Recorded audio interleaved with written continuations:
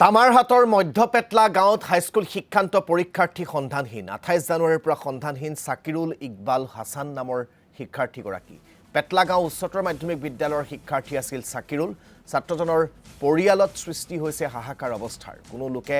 সন্ধান পালে 8011498796 8876345197 নম্বৰত যোগাযোগ কৰিবৰ বাবে আহ্বান জনাইছে আমাৰ গাঁও কুমাৰগঞ্জ মধ্যপেটলা মোৰ ল'ৰাটো মানে সাকিৰুল ইকবাল হাছান যোৱা 28 তাৰিখৰ পৰা মানে নিৰুদ্দিশ আমি মোটামুটি আমাৰ আলহী চালিৰ ঘৰত যিমানখিনি আছে আমাৰ গাঁৱত অঞ্চলত যিমানখিনি গাঁও সব আছে সব আমি বিচাৰিছোঁ কতলৈকে এতিয়া কোনো পোৱা নাই গতিকে আপোনালোকে যদি ক'ত দেখা পায় মোৰ ল'ৰাটো স্ক্ৰীনত ছবি দিয়া আছে আপনার মোটামুটি বই